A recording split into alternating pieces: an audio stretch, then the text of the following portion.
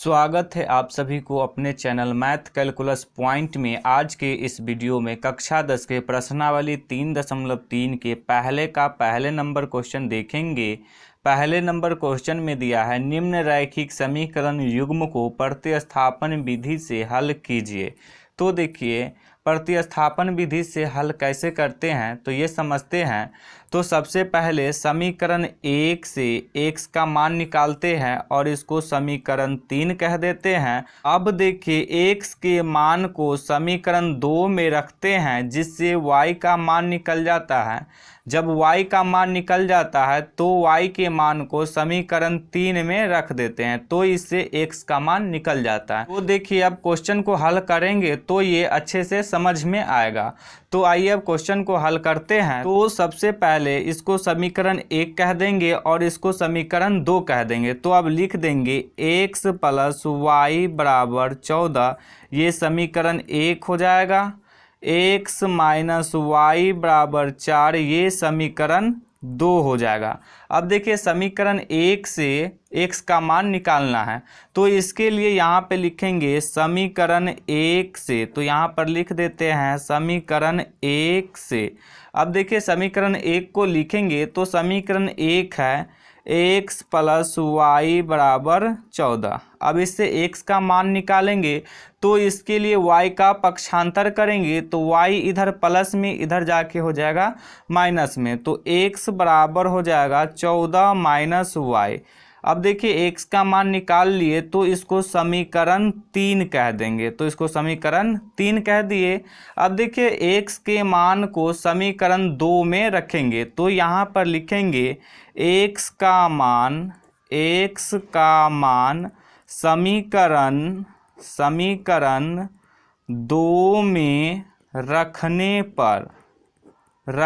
पर देखिए समीकरण 2 को लिखेंगे। तो समीकरण 2 है x - y = 4। अब देखिए x के जगह पे x का मान रख देंगे तो x का मान है 14 - y, तो यहाँ पे रख देंगे 14 - y। तो अब x के जगह पर लिख देंगे 14 - y = 4। अब देखिए चर पद एक साथ रहता है और अचर पद एक साथ रहता है।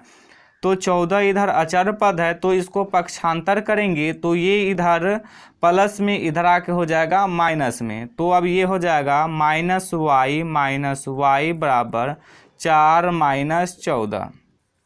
अब देखिए -y और -y हो जाएगा ये -2y बराबर 14 में से 4 को घटाएंगे तो 10 हो जाएगा। चिन्ह जो होता है वो बड़े का चिन्ह लगता है तो बड़ा वाला का चिन्ह माइनस में है तो ये माइनस लगेगा -10। अब देखिए ये माइनस से ये माइनस कैंसिल हो जाएगा।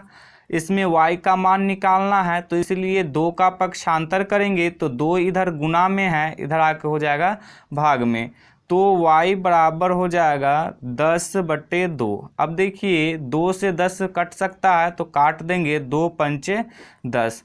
तो y का मान आ गया 5। अब y के मान को समीकरण 3 में रख देंगे। तो अब यहाँ पर लिखेंगे y का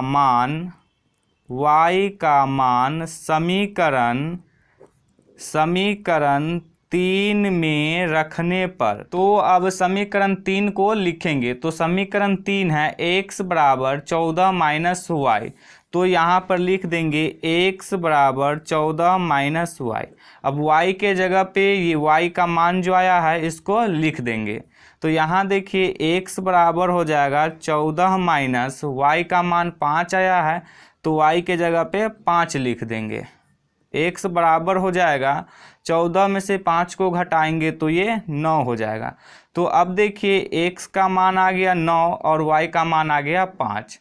तो प्रश्न में यही कह रहा था कि निम्न रैखिक समीकरण युग्म को प्रतिस्थापन विधि से हल कीजिए, यानी कि x और y का मान निकालिए। तो इसमें हम लोग x और y का मान निकाल लिए। तो अब लिख देंगे अतः x बराबर 9 और y बराबर 5 दिए गए समीकरण दिए गए समीकरण का हल है।